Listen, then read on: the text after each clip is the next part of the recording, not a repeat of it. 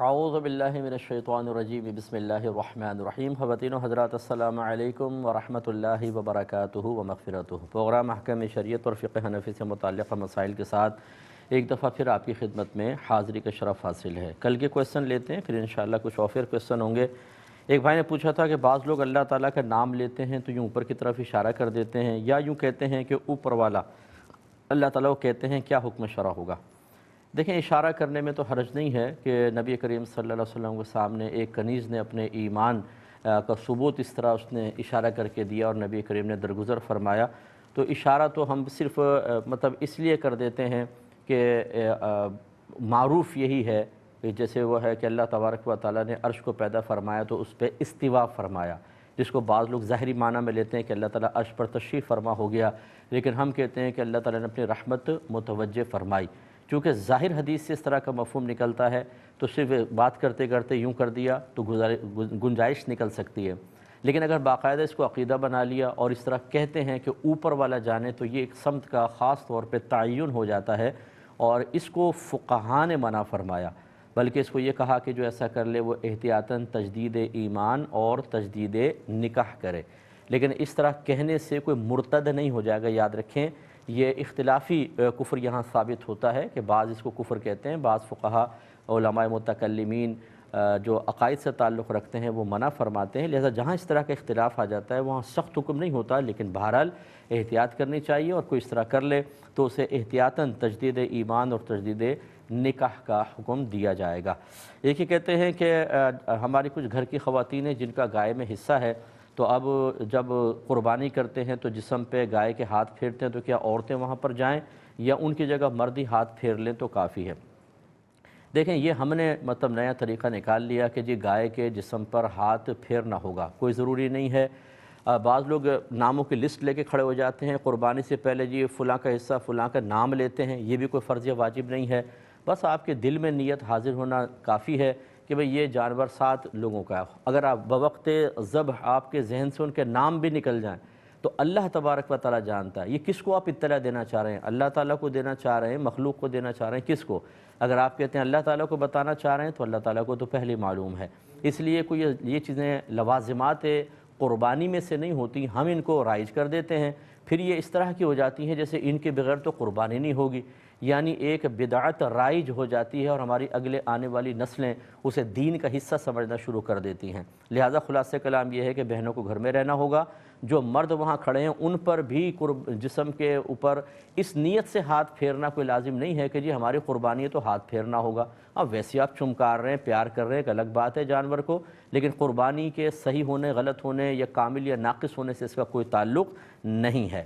ایک بچی نے کویسچن کیا تھا کہ اگر کسی پہ سجدہ سہو لازم تھا لیکن جس وقت سجدہ سہو کرنے لگے تو تعداد بھول گئے، تو کیا حکم شرع ہوگا؟ یعنی ایک سجدہ کر کے بیٹھ گئے تو جیسی یاد آیا تو پھر دوبارہ سجدہ کرنا ہوگا، دونوں سجدے کر لیں اور وہی پھر دوبارہ تحیات اور سلام پھیر کر نماز کو کمپلیٹ کریں گے۔ ایک یہ کہتے ہیں کہ اگر نماز کے دوران کسی کو پیشاب کا غلبہ ہو گیا، پہلے نہیں تھا جب نماز شروع کی لیکن نماز کے دوران ہو گیا، تو کیا کریں؟ نماز توڑ دیں یا جاری رکھیں؟ اور اگر جاری رکھیں تو بعد میں واجب العیادہ ہوگی یا نہیں ہوگی؟ دیکھیں، شروع میں تو نبی کریم صلی اللہ علیہ وسلم کا بالکل واضح فرمان نشان موجود ہے کہ کوئی ان اخبثین کے ساتھ نماز کو شروع نہ کرے۔ اخبثین سے مراد وہی چھوٹا استنجا بڑا استنجا ہے، تو پھر تو پہلے وضو کرنا ہوگا، چاہے جماعت بھی نکل جائے پھر آپ جماعت میں شامل ہو یا نماز پڑھیں گے، لیکن اگر دوران نماز ایسا ہو جاتا ہے تو پھر بہرحال حکم شرعی ہوگا کہ آپ فوراً نماز توڑ دیں۔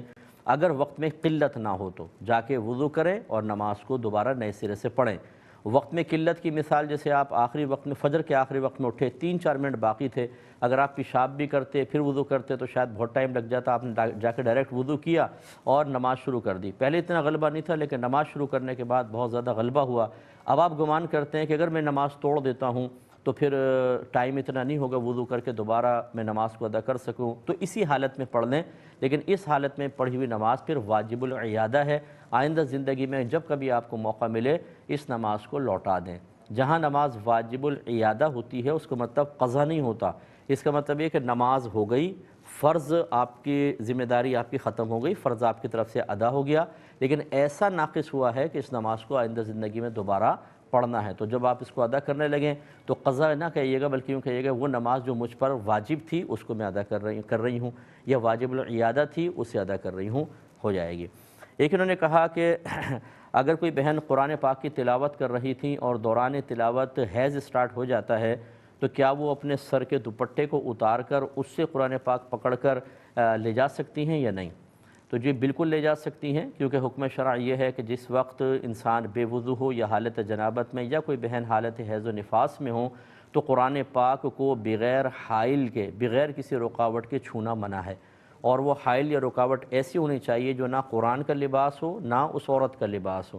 جیسے ایک رومال پکڑ لیا، رومال سے قرآن پاک کو اٹھا لیا، اگر اوڑھے ہوئے دوپٹے سے اٹھائیں گی اس کے کنارے سے تو یہ اپنے لباس سے اٹھائے، یہ ایسا ہی ہے جسے ہاتھ سے اٹھایا، اسی لیے دستانوں سے پکڑنا قرآن پاک کو منع ہوتا ہے۔ ہاں اگر وہ سر سے دوپٹہ اتار دیں گی اب یہ ان کا لباس نہیں کہلائے گا، اب اس کے کنارے سے پکڑ لیں، یہ ایسی ہے جیسے رومال سے آپ نے پکڑ لیا یا جزدان میں قرآن لپٹا ہو تو اس کو پکڑ لیا، تو پھر اس کی گنجائش نکلے گی، تو لہٰذا آپ کا مسئلہ بالکل ٹھیک ہے۔ ایک یہ بھائی نے پوچھا تھا کہ کیا میں قبر کو، اپنے والد کی قبر کو اوپر سے پکا کر سکتا ہوں کہ نہیں؟ دیکھیں جب تک کوئی صحیح ضرورت نہ ہو تو پکا کرنے کی حاجت نہیں ہوتی، یہ خلاف سنت ہے، کچی قبر رکھنا ہی سنت کریمہ ہوتا ہے۔ اچھا پکا کرنے کی ضرورت کیا ہو سکتی ہے؟ مثال کے طور پر وہاں چور ہیں، کفن چرا کے لے جاتے ہیں، یا پھر جانور ہیں قبر کھود کے لاش کی بے حرمتی کرتے ہیں، کھا جاتے ہیں، یا پھر وہاں پر ہیروئنچی وغیرہ ہوتے ہیں، یہ کفن نکال لیتے ہیں، آپ دیکھتے ہیں بعض اوقات، اور بعض اوقات تو مردے کو ہی لے جاتے ہیں، اس کی ہڈیاں وڈیاں توڑ کے پتہ نہیں کیا کچھ کرتے ہیں، جادو ٹونے، اور یہ بیچ بھی دیتے ہیں۔ اور اسی طریقے سے اگر زمین ایسی ہے کہ اگر آپ پکا نہ کریں تو پانی آئے گا اور قبر بیٹھ جائے گی، اس وجہ سے آپ نے کیا، تو یہ صحیح ضرورتیں ہیں، اس میں بھی بس بقدر ضرورت پکا کریں۔ میں نے یہاں ایسے آپ بھی دیکھتے ہیں ٹائلیں لگی ہوئی ہیں، زبردست قسم کی مہنگی مہنگی ٹائلیں، اور ایسی کہ بس آپ قبرستان میں آئیں تو سب سے بہترین قبر ہمارے ابا جان کی ہونی چاہیے۔ یہ ٹائلیں لگانے سے مردے کو کوئی فائدہ نہیں ہوگا، اور یہ ایک طرح سے مطلب فضول آپ پیسہ خرچ کر رہے ہیں۔ اس سے بہتر ہے آپ نیک بنیں، پرہیزگار بنیں، گناہ چھوڑیں، اس سے آپ کے والدین کو راحت ملے گی۔ آپ اچھی ٹائلیں لگا دیں، خود آپ فسق و فجور کرتے رہیں تو آپ کے والدین ان ٹائلوں لگنوں کے باوجود اذیت اور غم میں رہیں گے آپ کے گناہوں کی وجہ سے۔ لیکن ہم لوگ وہی ہے کہ پکا پکایا کھانے کے عادی ہیں، شارٹ کٹ کے عادی ہیں، محنت کے عادی نہیں ہیں۔ دین کے معاملے میں ہم چاہتے ہیں بس آسانیاں ملیں، قبر پکی کر دو، لوگ کہے کتنا سعادت مند بچہ ہے، دیکھو بچے والد صاحب کی قبر کیسی بنائی ہے اس نے والد اور والدہ کی۔ بھائی بنانے سے کوئی فائدہ نہیں ہے والد والدہ کو، تو یہ صحیح ضرورت ہو تو آپ پکا کر سکتے ہیں وہ بھی بقدر ضرورت، خواہ کی فضول خرچی کی حاجت نہیں ہے۔ اور بس یہ ذہن میں رکھیں کہ اوپر سے قبر اگر بلا ضرورت آپ نے پکی کی یا ضرورت کے تحت کی، مردے کو اس سے کوئی فائدہ نہیں ہے، صرف وہ جو میں نے آپ کو ضرورتیں بیان کی، خطرات تھے، اس سے مردہ چلے محفوظ، اس کا کفن نہیں نکلے گا، جسم محفوظ رہے گا۔ باقی ایسا نہیں کہ قبر کچی ہے تو ان کو دھوپ لگ رہی ہے، گرمی ہے، اور پکی کر دیں تو ہوائیں، جنت کی ہوائیں چلنے لگ جائیں، اس سے مردے کو ایسا کوئی کسی قسم کا فائدہ نہیں ہوتا ہے۔ ایک ہمارے ساتھ ایک کالر ہیں، پہلے کال لیتے ہیں۔ السلام علیکم۔ وعلیکم السلام۔ مفتی صاحب میں نے سوال پوچھنا تھا کہ جب ہم نماز پڑھتے ہیں تو نماز کا جو معنی ہے یا ترجمہ وہ بھی ہمارے ذہن میں ہونا ضروری ہے، یا اگر نہ بھی ہو تو نماز ادا ہو جائے گی؟ ٹھیک ہے، ایک اور کالر ہے۔ السلام علیکم۔ السلام علیکم۔ جی وعلیکم السلام۔ جی مفتی یہ فرمائے گا کہ اگر کوئی پسند کی شادی کر لے تو تمام بہن بھائی اور والدین سے قطع رحمی کر لیتے ہیں، تو اس کا کیا حکم ہوگا؟ چلیں اور میں انشاءاللہ عرض کرتا ہوں۔ ایک یہ ہمیں گارڈ صاحب نے ایک میل کی تھی، ٹرین کے گارڈ ہیں، انہوں نے کہا کہ میری 7-8 گھنٹے کی ڈیوٹی ہوتی ہے اور ہم نے یونیفارم بھی پہنا ہوتا ہے، اس میں جوتے بھی ہوتے ہیں، مسلسل ٹرین میں ہم ادھر ادھر ہوتے رہتے ہیں، کیونکہ وہ نئے اسٹیشن سے لوگ چڑھتے رہتے ہیں تو دیکھتے ہیں بھائی ٹکٹ ان کا ہے کہ نہیں ہے۔ تو ایسی صورت میں ہم وضو کیسے کریں اور نماز کیسے ادا کریں؟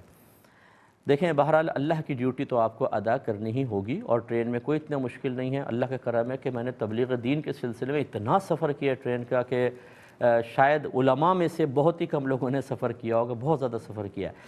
تو یہ بالکل پاسبل ہے، ایسا کوئی مسئلہ نہیں، اور آپ لوگوں کے لیے تو الگ ایک ڈبہ مختص ہوتا ہے، آپ جا کے آرام سے اس میں وضو کر سکتے ہیں، جوتے وغیرہ اتار کر۔ کتنا ٹائم لگتا ہے؟ 5 سے 7 منٹ، اس کو یوں سمجھ لیجئے تاکہ آپ کا نفس اس کے لیے تیار ہو جائے اور آپ کے لیے اس وقت نماز کی ادائیگی بالکل آسان ہو جائے کہ اگر گورنمنٹ آف پاکستان یہ اعلان کر دے کہ ٹرین کا جو گارڈ دوران سفر پوری نمازیں ادا کرے گا اسے ہر نماز کے بدلے میں 5,000 روپے ملیں گے۔ اب اگر آپ کے سفر میں 3 نمازیں آ رہی ہیں تو 15,000 روپے تو آپ کے پکے ہو گئے۔ اب میں آپ سے کویسچن کرتا ہوں کہ آپ کیسے نماز ادا کریں گے؟ جب آپ اپنے نفس سے سوال کریں گے، نفس اسی وقت آپ کو 10 آئیڈیاز دے گا۔ وہ کہے گا دیکھو یوں کر لیں گے، ہم یوں کر لیں گے، یوں کر لیں گے۔ بس اسی طرح اپنے نفس کو عبادات کی طرف مائل کیا کریں۔ جب آپ نفس کے ہیلے قبول کر لیتے ہیں عبادت چھوڑنے کے سلسلے میں، تو ان کے جواب میں کوئی دلیل ذہن میں نہیں آتی، اور جب آپ اس طریقے سے نفس کی خواہشات کو کچل دیتے ہیں اور اس کے دلائل اور اس کی خواہشات کا رد کر دیتے ہیں، تو پھر وہی نفس ہوتا ہے جو آپ کو 50 مشورے دے گا۔ اس لیے آپ ضرور نماز ادا کریں، اللہ تعالیٰ آپ کے لیے آسان کر دے گا انشاءاللہ۔ ایک کالر ہمارے ساتھ ہیں۔ السلام علیکم۔ السلام علیکم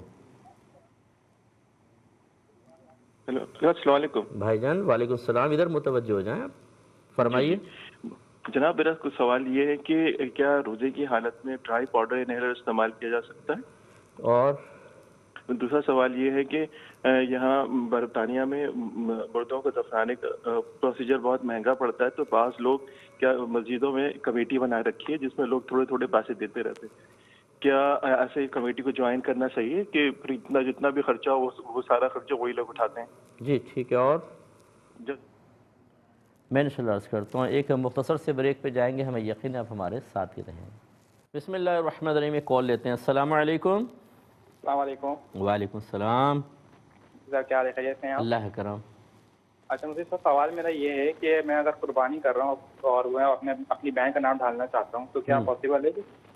مطلب ایک گائے کے اس میں؟ جی گائیں گی۔ تو بہن پہ قربانی واجب نہیں ہے، مطلب اپنی طرف سے کرنا چاہ رہی ہوں؟ جی میں اپنی طرف سے کرنا چاہ رہا ہوں۔ ٹھیک ہے، اور بس یہی سوال سر۔ چلے میں عرض کرتا ہوں انشاءاللہ۔ ایک اور کالر ہے۔ السلام علیکم۔ وعلیکم السلام ورحمۃ اللہ وبرکاتہ۔ جی بھائی جان، چھینک بھی رہے ہیں آپ؟ ہیلو۔ ہاں فرمائیے فرمائیے، جی فرمائیے۔ جی میرے بھائی میرے والد صاحب بہت ہو گئے ہیں، ان کے نام کی قربانی کرنا چاہ رہا ہے، لیکن وہ صاحب نصاب نہیں ہے، وہ کر سکتا ہے؟ ٹھیک ہے، اور وہ ادھر کہتے ہیں آؤٹ آف پاکستان، تو وہاں کرے گا یا یہاں پاکستان میں کر سکتے ہیں پیسے بھیجنے؟ تو اچھا جی ٹھیک ہے، اور ایک اور کالر ہیں۔ السلام علیکم۔ السلام علیکم۔ جی وعلیکم السلام۔ مفتی صاحب مجھے آپ سے پوچھنا ہے کہ اگر شوہر یہ لکھ دے کہ میں تجھے طلاق دیتا ہوں طلاق دیتا ہوں طلاق دیتا ہوں، تو کیا طلاق ہو جاتی ہے؟ جی اور میں انشاءاللہ بہن بتاتا ہوں انشاءاللہ۔ ابھی کے کویسچن لے لیتے ہیں، پھر کچھ اور پھر وہ بعد میں شامل کر لوں گا۔ یہ پوچھا کہ کیا نماز کی ادائیگی کرتے ہوئے نماز کے معانی، مفاہیم اور اس کا ترجمہ ذہن میں ہونا چاہیے تب نماز ادا ہوگی یا ویسی ہو جائے گی؟ دیکھیں کوئی لازم نہیں ہے، ویسے بھی ہو جائے گی لیکن افضل اور اعلیٰ یہی ہے کہ کم از کم جو صورتیں آپ پڑھتے ہیں، جیسے الحمد شریف تو پڑھنا واجب ہی ہے، اس کے علاوہ تیسرے سپارے کی مخصوص صورتیں چھوٹی چھوٹی ہم ان کو شامل کرتے ہیں، ان کے تراجم پڑھ لیں، روزانہ ایک دفعہ پڑھ لیا کریں تو کچھ عرصے میں ذہن میں بیٹھ جائے گا، اور جس وقت آپ قراءت کریں ان معانی مفہوم کو بھی اپنے پیش نظر رکھیں، تو انشاءاللہ یہ توجہ نماز کی طرف مائل کرنے کے سلسلے میں ایک بہترین عمل ہوتا ہے۔ لیکن اگر کسی کو تراجم وغیرہ نہیں آتے بہرحال اس کی نماز ہو جائے گی، فرض ادا ہو جائے گا۔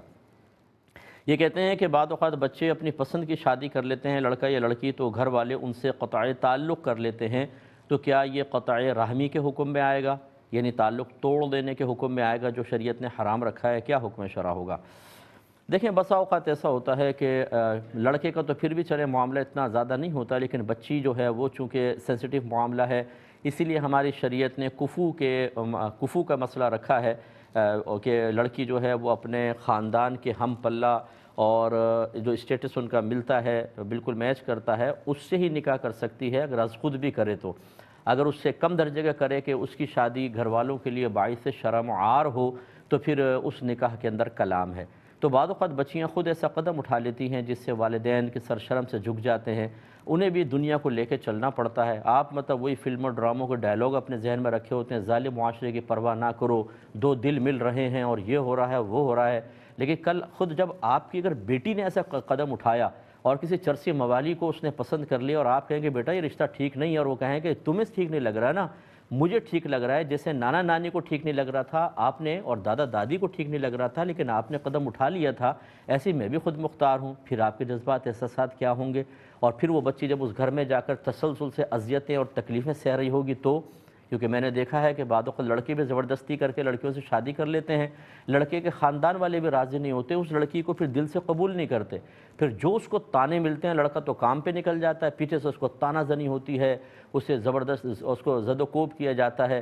پھر اگر وہ بار بار شوہر کو بتائے کہ ایسا ہوا تو وہ کہتے تم نے میرے ناک میں دم کر دیا ہے، بڑی مشکل سے تو میں تمہیں گھر میں لے کر آیا ہوں، میکا وہ پہلے توڑ چکی ہوتی ہے۔ تو میں نے ایسی بچیوں کو دیکھا ہے کہ وہ شدید ترین آزمائش میں مبتلا ہو جاتی ہیں، اور یا پھر وہ یوں کرتی ہیں کہ سرکشی کا راستہ اختیار کر کے لڑتی ہیں، جھگڑتی ہیں، طلاقیں لے کے ہٹ جاتی ہیں، اور پھر وہ غلط راستے پہ بھی نکل جاتی ہیں۔ خلاصہ کلام یہ ہے کہ بچوں کے احساسات اور جذبات کا خیال رکھنا والدین کے لیے بھی ضروری ہوتا ہے۔ اسی لیے فقہ حنفی میں عاقلہ بالغہ لڑکی یا لڑکا کفو میں اپنا، لڑکا تو غیر کفو میں بھی کر سکتا ہے، لڑکی کفو میں اپنا از خود نکاح کر سکتی ہے، فقہ حنفی اجازت دیتا ہے، لیکن ہم ہر بچی کو یہی سمجھاتے ہیں کہ خود آپ کا اس طرح قدم اٹھانا آپ کے لیے خطرناک ہے۔ آپ نے کتنی دنیا دیکھی ہو، جیسے بعض بچیاں جاب وغیرہ بھی کرتی ہیں، لیکن بہرحال والدین کے ساتھ اللہ نے ایک برکت رکھی ہے، والدین کے فیصلے کو صدق دل سے قبول کرنا چاہیے، اسی میں برکت ہے، اسی میں عافیت ہے۔ لیکن بعض بچیاں خود قدم اٹھاتی ہیں، اور خاص طور پہ وہ کہ جنہوں نے باہر کی دنیا کو زیادہ نہیں دیکھا، وہ صرف لڑکے کی چکنی چپڑی باتوں اور خوابوں کے اندر مشغول ہو کر، اسے خواب بھی اچھے اچھے نظر آتے ہیں، بیٹھی ہوئی ہے، نئے نئے اچھے اچھے تصورات، اور اس خوشگوار خوابوں کی راہ میں رکاوٹ کون ہے؟ وہ محسن جنہوں نے اس کو دنیا میں لانے میں کردار ادا کیا، بچپن سے پال کر اتنا بڑا کیا، پڑھائی کا خیال رکھا، موبائل ہاتھ میں دیا، انٹرنیٹ دیا، وہ سب بوجھ محسوس ہونے لگ جاتے ہیں۔ تو پھر مکافات عمل ہوتا ہے جب ایسی بچیوں کے خود بچے ہوتے ہیں، انہیں بھی کارنامے پتہ ہوتے ہیں کہ والدین نے کیا کیا کیا تھا۔ معذرت اگر کوئی ایسا سن رہا ہے تو ناراض مت ہوئیے گا۔ تو پھر وہ بچے جو ہیں اسی روش پہ چلتے ہیں، اور ماں باپ انہیں کہہ نہیں سکتے کہ بیٹا تم بہت غلط کر رہے ہو، وہ بلکہ انہیں بعض اوقات تو میں نے دیکھا ہے کہ مروتاً یا زبردستی، بھائی ٹھیک ہے تمہاری اپنی زندگی، ہم نے بھی ایسا کیا تھا، وہ انہیں کہنا پڑتا ہے، اور پھر وہ دیکھتے ہیں کہ ان کے بچے ان کی اس نادان روش کی بنا پر گمراہ ہو جاتے ہیں، اور غلط شریک حیات کا انتخاب کر کے اپنی زندگی کو عذاب بناتے ہیں۔ اس لیے ہمارا جو خاندانی نظام ہے یہ بہت اچھا نظام ہے، اگرچہ ہمیں بہت سی اپنی خواہشات کچلتی ہوئی محسوس ہوتی ہیں، لیکن اللہ نے اس میں برکت رکھی ہے، اسی طرف متوجہ ہونا چاہیے۔ ایک بھائی نے پوچھا تھا کہ یہ آفر میرے پاس کویسچن آیا تھا کہ ہمارے یہاں جگہ ختم ہو گئی ہے تو ڈبل اسٹوری قبریں بن رہی ہیں، نیچے مردہ، اس کے اوپر ہی پھر دیوار کھڑی کر کے قبر کے اوپر ایک اور قبر بنا دی جاتی ہے، جگہ کی تنگی کی بنا پر کیا حکم شرع ہے؟ دیکھیں اگر واقعی کہیں جگہ کی تنگی ہے، جگہ کی تنگی بھی دو طرح کی ہوتی ہے، ایک یہ کہ بھئی ادھر قبرستان میں ختم ہو گئی، لیکن اور دور ہے تو کون دور جائے، پھر وہ کہتے ہیں جی ہم قبر پہ نہیں جا سکیں گے، ادھر ہی کر دو، یہ جگہ کی تنگی نہیں کہلائے گی، یاد رکھیں۔ آپ ویسے بھی اس قبرستان میں نہیں آئیں گے، معذرت کے ساتھ بہت ہی کم لوگ ہوتے ہیں جو اپنے مردوں کی قبروں پہ جاتے ہیں، فاتحہ یہیں سے پڑھ لیتے ہیں، اور آپ وہاں پہ دفنائیں، دوری دفنائیں، لیکن زمین کے اندر دفنائیں، یہاں سے فاتحہ پڑھتے رہیں، کبھی مہینے میں ایک بار دو بار چلے جائیں پھر بھی کافی ہے، لیکن اس طریقے سے نہ کریں۔ لیکن اگر واقعی قریب کوئی بھی جگہ نہیں ہے اور مطلب یہ کہ حرج عظیم ہے تو پھر ایسا کر سکتے ہیں کہ ایک قبر کے اوپر دوسری قبر بنا لیں۔ حقیقتاً یہ سنت قبر تو نہیں ہوگی، لیکن مجبوری کی حالت میں ایسا کرنے کی شرعاً اجازت ہو جائے گی، لیکن وہی بات ہے کہ سب سے پہلے آپ کو دوسری جگہ تلاش کرنی چاہیے۔ یہ کہتے ہیں کہ حالت روزہ میں انہیلر یوز کرنے سے کیا حکم ہے؟ بس خلاصہ کلام اس کا یہ ہے کہ کوئی بھی لیکوڈ دوا کسی بھی طریقے سے ناک سے یا منہ سے اگر اندر چلی جاتی ہے تو روزہ ٹوٹ جاتا ہے۔ اب اگر کسی کا شرعی عذر تھا، دوا استعمال کرنا انتہائی ضروری تھا تو روزہ ٹوٹے گا لیکن گناہگار نہیں ہوگا، اور کسی نے ہلکی سی مطلب تکلیف میں کہ وہ برداشت کر سکتا تھا روزہ توڑا تو گناہ بھی ہوگا، لیکن بہرحال روزہ ٹوٹ جائے گا۔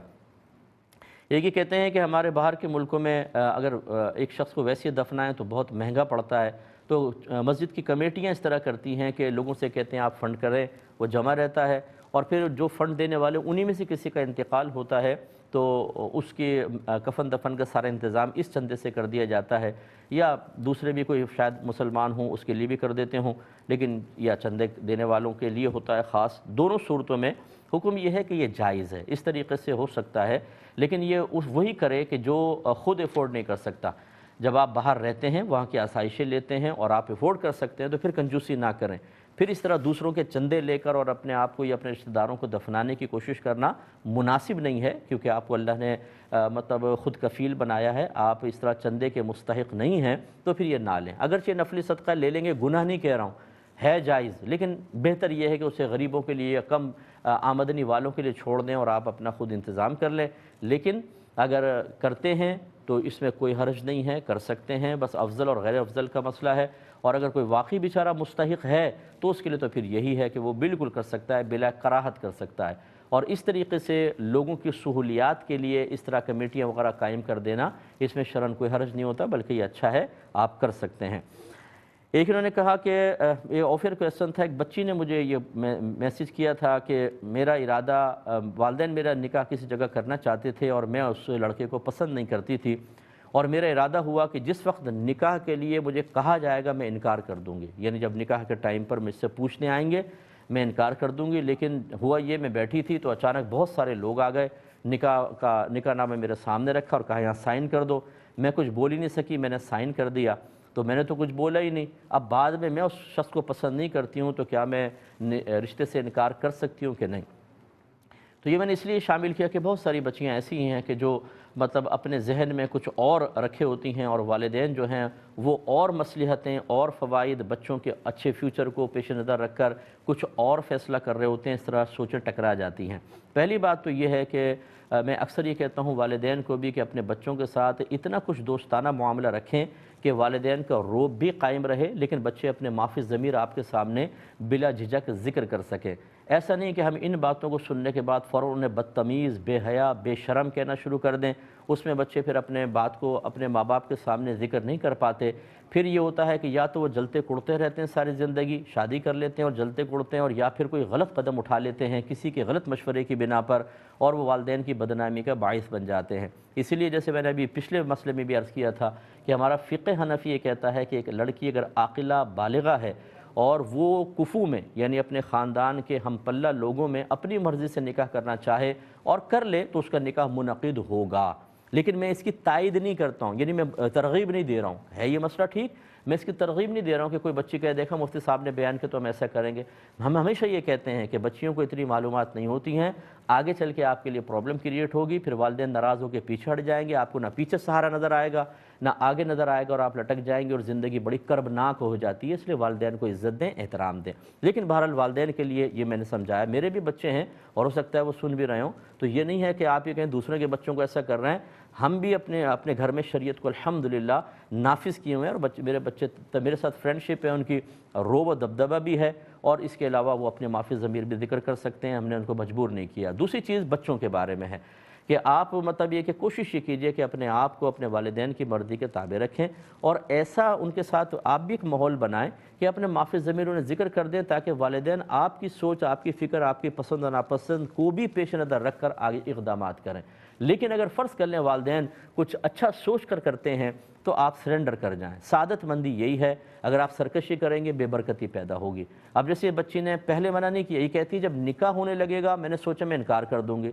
میں نے اس بچے کو جواب دے دیا تھا، لیکن میں نے اس کو اس لیے شامل کیا، ذرا سوچئے اگر آپ اس وقت انکار کرتی کتنا بڑا ہنگامہ ہوتا۔ بارات وہاں موجود ہے، آپ کے پاس نکاح نامہ آیا، آپ انکار کر دیتی، والدین کا سر شرم سے جھکتے نہیں جھکتے، کتنا بڑا ہنگامہ ہوتا۔ وہ لوگ آپ کے والدین کو، آپ کے بھائیوں کو سخت ذلیل کر کے وہاں سے چلے جاتے اگر آپ کا مسلسل انکار رہتا، اور پھر سوچئے اس کے بعد ان لوگوں کا رویہ آپ کے ساتھ کیا ہوتا اور کس قدر برے فساد پیدا ہوتے۔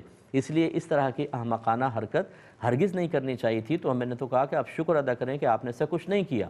تیسری چیز یہ ہوتی ہے کہ نکاح کے لیے لڑکی کی رضامندی ضروری ہے، لیکن اس رضا کو ہم ظاہر سے پہچانیں گے، باطن سے نہیں۔ لہٰذا مثال کے طور پہ اگر نکاح نامہ سامنے رکھا اور آپ نے اس پہ سائن کر دیا تو یہ سائن کرنا رضامندی کی علامت ہے۔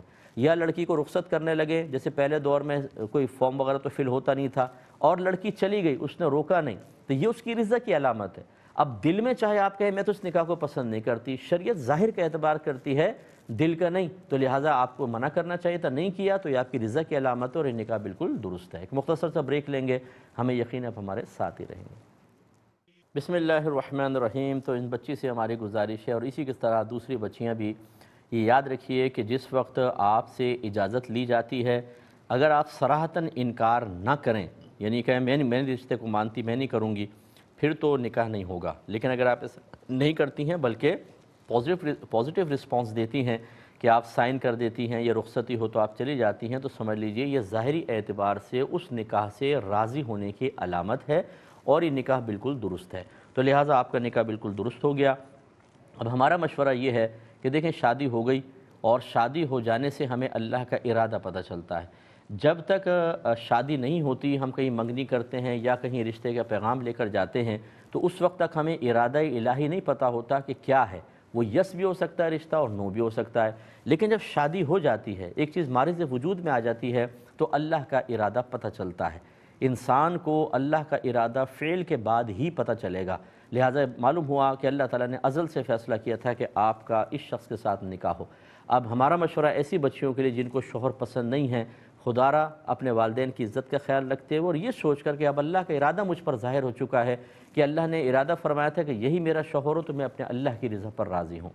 دیکھیں آپ کو بہت سی چیزوں میں شوہر پسند نہیں آ رہا ہوگا، ایسی بہت سے شوہر ہم سے رجوع کرتے ہیں کہ مفتی صاحب مجھے اپنی بیوی بالکل پسند نہیں آتی، میں اس کو دیکھتا ہوں تو دل میں نفرت پیدا ہونا شروع ہو جاتی ہے۔ انہیں بھی ہم سمجھاتے ہیں وہ کسی کی بیٹی ہے، کسی کی بہن ہے، وہ آپ کی بیوی ہے اور آپ کے بچوں کی ماں ہے، تو اس کو دیکھ کے اگر آپ کو نفرت پیدا ہو رہی ہے، اگر یہ رویہ آپ کی بہن کے ساتھ آپ کا بہنوئی کرے، آپ کی بیٹی کے ساتھ آپ کا داماد کرے، تو کیا آپ کو پسند آئے گا؟ نہیں آئے گا۔ تو اس لیے اپنے جذبات کو آپ کنٹرول میں کریں۔ اور پھر دوسری بات یہ ہے کہ اگر چند چیزوں سے آپ کو وہ پسند نہیں آ رہا، تو آپ میں بھی تو کوئی نہ کوئی نقص ہوگا۔ ایسا تو کوئی بھی نہیں ہے کہ وہ بالکل ہر عیب سے، ہر خطا سے، ہر گندگی سے پاک و صاف ہو۔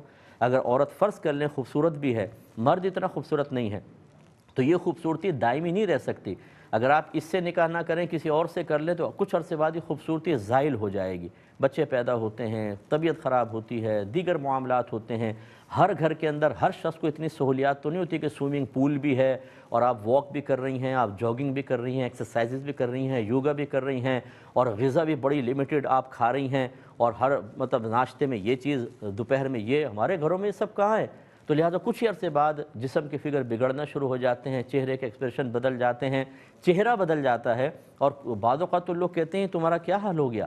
تو پھر غور کیجئے، کسی سے بھی آپ کا نکاح ہوتا ہے یہ معاملہ ہو سکتا تھا۔ تو بہت سی چیزیں اگر ابھی نہیں ہیں بعد میں خراب ہوں گی، یا ابھی بھی خرابی ہیں، تو مرد عورت دونوں کو چاہیے کہ اپنے بارے میں غور کریں کہ کچھ کمی کے ساتھ اگر فریق ثانی مجھے قبول کر رہا ہے، تو اس کی کچھ کمی کے ساتھ مجھے بھی اسے قبول کرنا چاہیے، اور اپنے بچوں کے لیے اپنی خواہشات کو قربان کر کے اب اچھے ماں باپ بنیں، تاکہ آپ کے بچے آپ کو رول ماڈل بنا دیکھیں، آپ کو رول ماڈل بنائیں، آپ کو آبزرو جب وہ کریں تو آپ سے پازیٹیو چیزیں ان کو ملیں۔ یہ نہیں کہ آپ جلتے کڑتے رہیں اور پھر اپنے بچوں کے سامنے بھی اس کا اظہار کریں، تو پھر آپ کے بچے جو ہیں وہ بھی مطلب یہ کہ اسی طریقے سے اپنے شریک حیات کے بارے میں منفی ذہن بنا لیں گے۔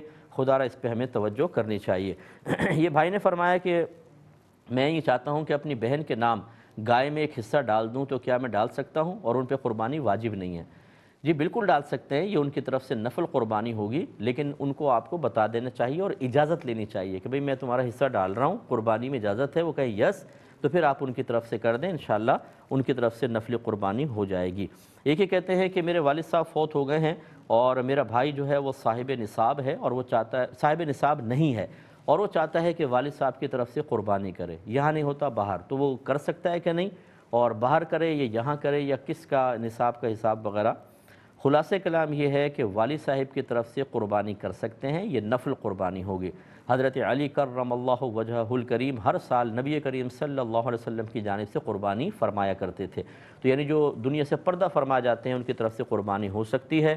اگر آپ مالک نصاب نہیں ہیں پھر بھی والد صاحب کی طرف سے کرنا چاہیں تو وہ نفل قربانی ہوگی، آپ کو بھی انشاءاللہ ثواب ملے گا اور والد صاحب کو بھی ملے گا۔ اور آپ چاہیں تو باہر کر لیں، چاہیں تو پاکستان میں یا پڑوسی ملک میں پیسے وغیرہ بھیج دیں، وہاں قربانی ہو جائے، دونوں صورتیں بالکل جائز